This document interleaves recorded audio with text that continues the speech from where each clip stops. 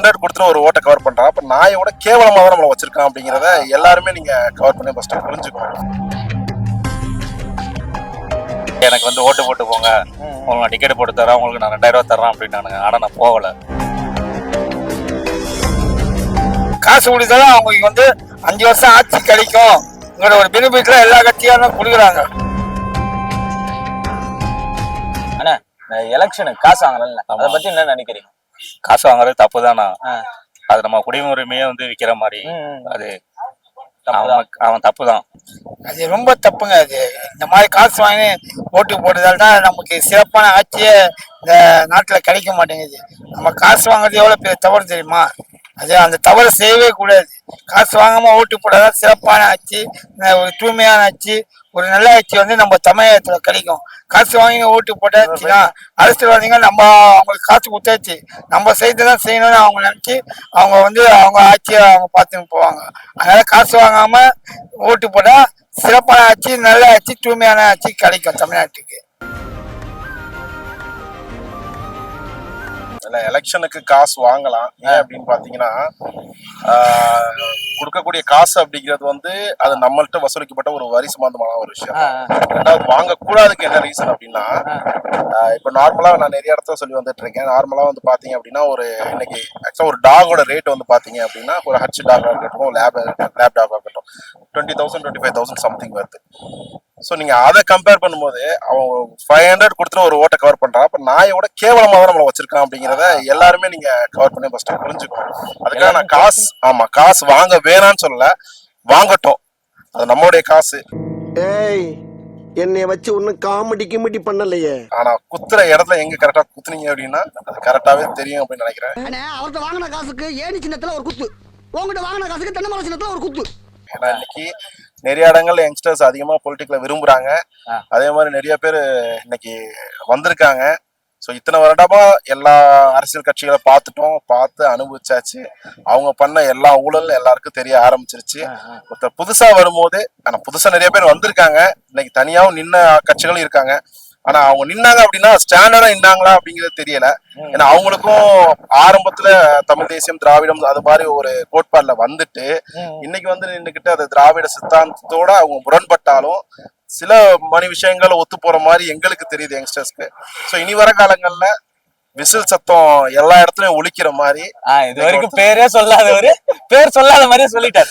எல்லாரும் தளபதி கோட் பண்ணிடுங்க, அவ்வளவுதான். எஸ், கொடுத்துக்கிட்டே தானே இருக்காங்க. அது என்ன பண்ணாலும் தரும். ஒரு எலெக்ஷனுக்கு அது சொல்றாங்க. ஆமா, கொடுக்குறவங்க கொடுத்துட்டு இருக்காங்க, வாங்குறவங்க வாங்கிட்டு இருக்காங்க. அதுக்கான எல்லாரும் அப்படி சொல்ல முடியாதுல்ல. எல்லாரும் அமௌண்ட் கொடுக்குறாங்கன்னு நினைக்கிறீங்க?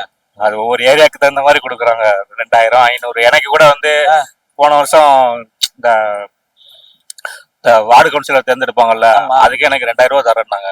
வந்து உங்களுக்கு நான் நீங்க சென்னையில இருக்கீங்க, நீங்க வந்து எனக்கு வந்து ஓட்டு போட்டு போங்க, உங்களுக்கு நான் டிக்கெட் போட்டு தரேன், உங்களுக்கு நான் 2000 ரூபா தரேன் அப்படின்னானுங்க. ஆனா நான் போகல. ஆனா போனேன், ஓட்டு போட போனேன். ஆனா அவன் கூப்பிட்டதுக்காண்டி அவனுக்காண்டி நான் போகல. அது ஓட்டு போட நம்ம கடமை. நானே போறதா போய் ஓட்டு போட்டு வந்திருப்பேன். நீ கூப்பிட்டதுக்காக நான் வரமாட்டேன். நான் வரல. ஆனா உனக்கையும் போட மாட்டேன். எங்க வீட்டுக்கு திரும்ப போயிருக்காங்க. உங்க பையனை வர சொல்லுங்க, வந்து ஓட்டு போட சொல்லுங்க. அவங்க ஒய்ஃபுக்கு நான் டிக்கெட் போட்டு கொடுக்குறேன், தங்குறதுக்கு ரூம் எல்லாம் போட்டு கொடுக்குறேன். எனக்கு சொந்த வீடு இருக்கு ஊர்ல, ஆனா அவன் வந்து எனக்கு எதுக்கு ரூம் போட்டு தரான் அப்படின்னு சொல்லிட்டு, அதனால வந்து என்ன ஓட்டு போறது இவ்வளவு மும்முரமா வேலை பாக்குறாங்களா? நானே கம்பெனிக்கு 2 நாள் லீவ் போட்டேன், போய் வந்து என்ன ஓட்ட போட்டேன், அடுத்த வாட்டி கிளம்பி வேலைக்கு விட்டேன். அவ்வளவுதான். என்ன பண்ணாலும் லீவ் போட்டு ஜனநாயக கடமை ஆற்ற போயிருக்கீங்க. ஆனா காசு கொடுத்தாலும் வாங்க மாட்டேன்னு சொல்லிருக்கீங்களா? நீங்க காசு வாங்காம ஓட்டு போட்டா தூய்மையான ஆட்சி கிடைக்கும். ஆனா ஒரு கட்சி ஒரு காசு கொடுத்துட்டு தான் இருக்காங்க. அது அவங்க கொடுக்கதாங்க செய்வாங்க. அவங்க 5 வருஷம் இப்ப வந்து இப்ப கொடுக்குறாங்கன்னா, இந்த எலெக்ஷனை கொடுக்குறாங்கன்னா 5 வருஷம் அவங்க நாட்டை ஆளணுங்கிறதுக்காக எல்லா கட்சியாலும் கொடுக்குறாங்க. புரிஞ்சுங்களா? அவங்க வந்து சும்மா ஒன்றும் கொடுக்கல. இப்போ வந்து நீங்க வந்து ஒரு 10,000 செலவு பண்ணீங்கன்னா எதுக்கு செலவு பண்றீங்க? உங்களுக்கு அதுல ஏதோ பெனிஃபிட். அதனால அதுல காசு கொடுத்தாலும் அவங்களுக்கு வந்து 5 வருஷம் ஆட்சி கிடைக்கும் ஒரு பெனிஃபிட்ல எல்லா கட்சியாரும் கொடுக்குறாங்க. அதனால மக்கள் வந்து பார்த்து காசு வாங்கலாம். ஆனா நல்லா வாங்குறது பெருசு இல்ல, நமக்கு ஆனா காசு வாங்கலாம். வாங்கிட்டு ஆனா சிறப்பா நல்ல கட்சி மனசாட்சி படி போட்டு போடுங்க. நல்ல கட்சி எந்த கட்சி அந்த கட்சிக்கு போடுங்க. இப்ப நம்ம இப்ப வாங்குற காசு தான் நம்மளுடைய 5 வருஷம் தலைவர்த்தியே தீர்மானிக்க போகுது. புரிஞ்சுங்களா? அதனால நம்ம வந்து காசு வாங்காம காசு வாங்கணும். அதான் நம்ம காசு தான், இப்ப கொள்ளடிக்கிற காசு தான் நமக்கு கொடுக்குறான் புரியுதா. அவன் பேங்க்ல இருந்து உழைச்சி அவன் கஷ்டப்பட்டு அந்த காசு நமக்கு கொடுக்கல புரியுதா. அதனால வந்து காசு வாங்குறது தப்பு தான். இருந்தாலும் இந்த 5 வருஷம் அவங்க கொள்ளை வச்சாங்கல்ல அந்த காசு தான் கொடுக்குறாங்க. காசு வாங்குங்க, ஆனா சிறப்பான நல்ல மனசாட்சிப்படி சிந்திச்சு ஓட்டணிங்க, அவ்வளவுதான் நான் சொல்லுவேன். காசு வாங்கிக்கோங்க, ஆனா நல்லவங்களுக்கு பார்த்து ஓட்டு போட்டுருங்க, மனசாட்சிப்படி ஓட்டு போட்டுருங்க நான் சொல்லியிருக்காரு. அதே மாதிரியே நீங்களும் ஓட்டு போட்டுருங்க. ஒரு யங் ஜெனரேஷன் அடுத்த லெவல் வந்து நம்ம எஜுகேஷனா இருக்கட்டும், நம்ம ஹெல்த்தியா இருக்கட்டும், எல்லாருமே சொல்றது என்ன, மருத்துவம் பிளஸ் நமக்கு கல்வி நமக்கு முக்கியம் அப்படிங்கிறோம். ஸோ அதை யார் கொடுக்க முன் வராங்களோ அவங்கள கொண்டு வரணும். ஏன்னா இன்னைக்கு அதிகபட்சம் நம்ம தமிழ்நாட்டில் ஒரு பெருமையா சொல்லக்கூடிய விஷயம்னா ஒரு மத சார்பற்ற ஒரு தமிழ்நாடா திகழ்ந்து வந்துட்டு இருக்கோம். மதத்தின் பெயரால இங்க பிரச்சனைகள் இல்லாம இருந்தாலும் இங்க ஜாதியின் பெயரால அதிக பிரச்சனைகள். சோ அது சாதி மதங்களை கடந்து ஒரு யார் ஒருத்தர் வந்து நான் வந்து உங்க மக்களுக்காக வந்து நான் வர்றேன் அப்படின்னு யார் சொல்றாரோ அவருக்கு தயவு செஞ்சு ஓட் பண்ணுங்க. சோ புதுசா வரவங்களுக்கு வாய்ப்பு. என்னன்னா எங்க சார்பா ஒரு பிரச்சாரம் பண்ணிட்டாரு ப்ரோ, வெக்கப்படாதீங்க ப்ரோ, அதான் பிரச்சாரம் பண்ணிட்டீங்கல்ல. பண்ணிட்டேன். ஓகே, என்னன்னாலும் காசு வாங்கிக்கோங்க, ஆனாலும் பரவாயில்ல, ஓட்டு யாருக்கு குத்துறமோ அவங்க மட்டும் குத்துங்கன்னு சொல்லி ஒரு பிரச்சாரம் பண்ணிருக்காரு. ஆனா ஒரு இடத்துக்கு ஒரு மாதிரி அமௌண்ட் ஓட்டை வித்துட்ட மக நம்மளே அடமானம் வச்சிருந்தோம். அப்ப நம்ம என்ன எதுக்காகனே நம்ம போய் நிக்க முடியாதுல்ல கவர்மெண்ட்ல போயிட்டு. நாளைக்கு வந்து அவனே கேட்பான், நீ காசு வாங்கிதான் ஓட்டு போட்டா நீ எதுக்கு இப்படி வந்து நிக்கிறா அப்படின்னு சொல்லி வந்து கேட்பானுங்க.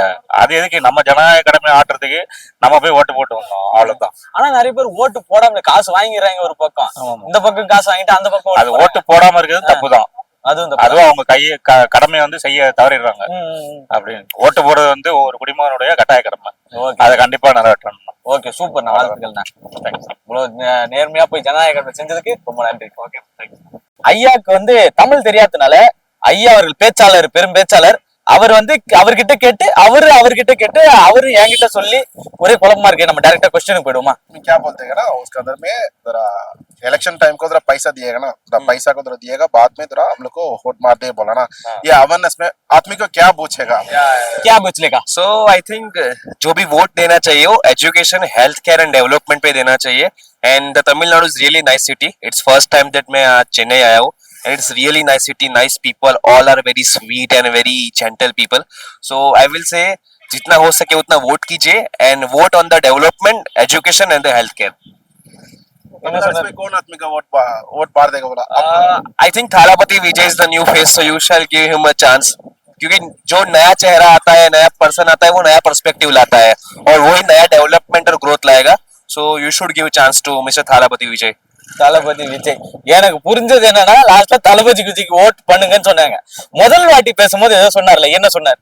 ஆக்சுவலா அவர் என்ன சொல்றாரு அப்படின்னா, இத்தனை வருஷமா நம்ம எல்லாருமே ஓட் போட்டு தான் பண்ணிட்டு இருக்கோம். சோ இல்ல அவர் ஏதோ டெவலப்மெண்ட்லாம் பேசுவாரு, அதையும் சேர்த்து அவங்க என்ன சொல்றாங்க, தமிழ்நாடு எங்க இந்தியா ஃபுல்லா டெவலப்மெண்ட் ஆகணும் அப்படின்னா சோ மக்கள் பார்த்து தெரிஞ்சுதான் நீங்க ஓட்டு போடணும். அதுக்கு இப்ப தளபதி ஒருத்தர் வந்திருக்காரு, அவருக்கு அவர் தளபதின்றது ரெண்டாவது.